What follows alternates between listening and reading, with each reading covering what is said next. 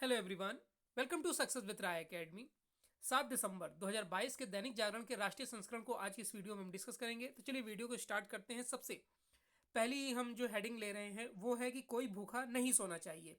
और ये स्टेटमेंट दिया है सुप्रीम कोर्ट ने।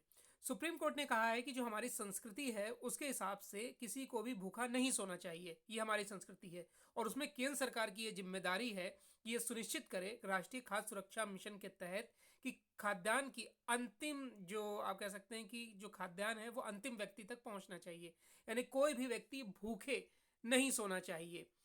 जस्टिस एम आर शाह और जस्टिस हिमा कोहली की पीठ ने केंद्र को निर्देश दिया कि ई श्रम पोर्टल पर पंजीकृत प्रवासी और असंगठित क्षेत्र के श्रमिकों की संख्या के साथ ताजा आंकड़े दिए जाएं और उसकी रिपोर्ट सुप्रीम कोर्ट को सौंपी जाए। शीर्ष अदालत ने यह भी सुनिश्चित किया है कि केंद्र सरकार की जिम्मेदारी है कि अनाज जो है वो अंतिम व्यक्ति तक पहुंच सके। सामाजिक कार्यकर्ता अंजलि भारद्वाज, हर्ष मंदर और जगदीप छोकर की ओर से पेश वकील प्रशांत भूषण ने कहा कि एनएफएसए के दायरे में आने वाले लाभार्थियों की संख्या भी बढ़ाई गई है। यदि कानून को प्रभावी तरीके से लागू नहीं किया गया तो कोई जरूरतमंद और पात्र लाभार्थी इसके लाभ से वंचित रह जाएगा। चलिए नेक्स्ट न्यूज पर आते हैं।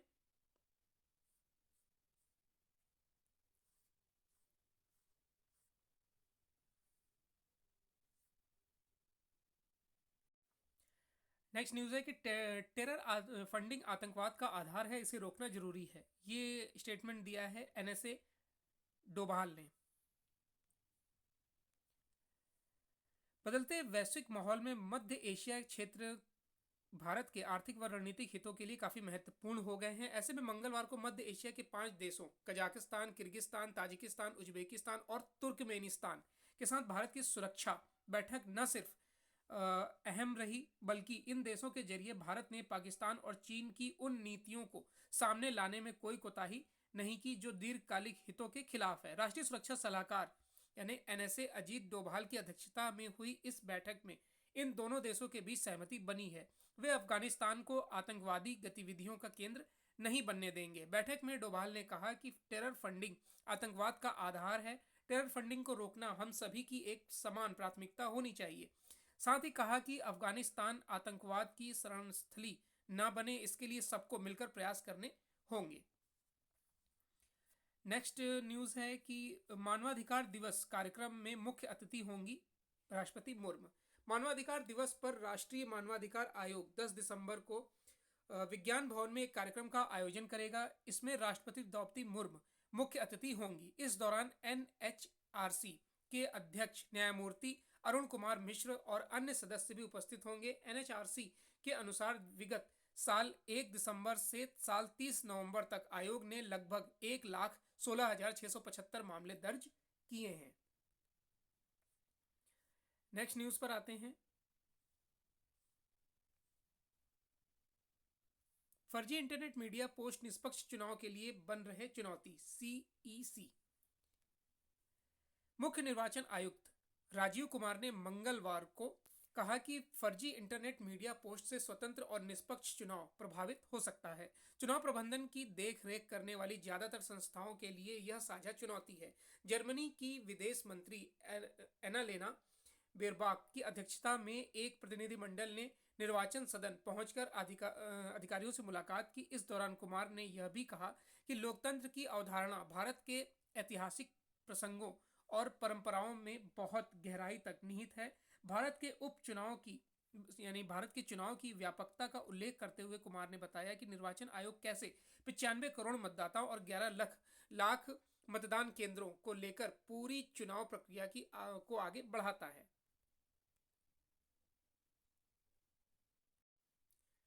नेक्स्ट न्यूज है, भारत अमेरिकी नौसेना के विशेष बल का गोवा में संयुक्त युद्धाभ्यास। भारतीय नौसेना के मार्को और अमेरिकी नौसेना के सील्स कमांडो गोवा में संयुक्त युद्धाभ्यास में जुटे हैं। ज्ञात हो कि संयुक्त नौसेना अभ्यास संगम का यह 7वां संस्करण है। रक्षा मंत्रालय के अनुसार संगम अभ्यास पहली बार 1994 में आयोजित किया गया था और यह दोनों देशों के बीच एक महत्वपूर्ण सैन्य और कूटनीतिक पहल है। जो उनके बीच विश्वास और दोस्ती को दर्शाता है। मंत्रालय के बयान के अनुसार वर्तमान संस्करण में सैन डिएगो स्थित सील टीम 5 और भारतीय नौसेना कर्मियों के अभ्यास को एक साथ देखा जाएगा। इसका उद्देश्य मैरीटाइम स्पेशल ऑपरेशंस के विभिन्न पहलुओं पर विचारों और अनुभवों का आदान प्रदान करना है।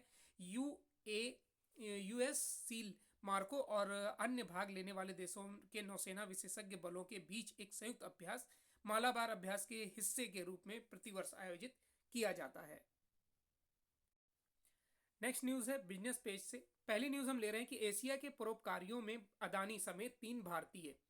फोर्ब्स ने एशिया के परोपकारियों की नई सूची जारी की है। बिना रैंक वाली इस सूची में 3 भारतीय कारोबारियों को एशिया के परोपकारियों में स्थान मिला है। इनमें अदानी समूह के chairman Gautam Adani, HCL technology के संस्थापक शिव नादर और हैप्पीएस्ट माइंड टेक्नोलॉजी के कार्यकारी चेयरमैन अशोक सूटा शामिल हैं।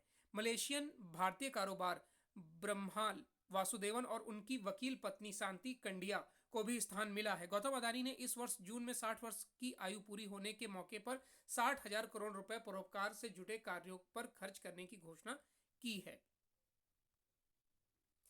नेक्स्ट न्यूज है कि भारतीय अर्थव्यवस्था पर बढ़ा भरोसा। चालू वित्त वर्ष के दौरान भारतीय इकोनॉमी किस तरह से प्रदर्शन करेगी, इसको लेकर वैश्विक एजेंसियों का रुख बदलता नजर आ रहा है। मंगलवार को विश्व बैंक ने वर्ष 2022 के लिए भारत के आर्थिक विकास दर के अनुमान को बेहतर करते हुए 6.9% कर दिया है। इससे पहले अक्टूबर में विश्व बैंक ने विकास दर 6.5% रहने की बात कही थी। अक्टूबर में विश्व बैंक ने आगाह किया था कि यूक्रेन पर रूस के हमले और वैश्विक मौद्रिक शक्ति से आर्थिक परिदृश्य पर दबाव बनेगा। हालांकि विश्व ने वर्ष 2023 के लिए भारत के विकास दर के अनुमान को 7% से घटाकर 6.6% कर दिया है। बैंकों का कहना है कि इस साल वैश्विक स्तर की मंदी का भारत पर बहुत ज्यादा असर नहीं पड़ने की संभावना है। बढ़ते कर्ज के मौजूदा स्तर को भी विश्व बैंक द्वारा खतरनाक नहीं मानता है। हाल में IMF, Moody's Standard and Poor's जैसी वैश्विक एजेंसियों के अलावा आरबीआई ने भी विकास का अनुमान घटाया है।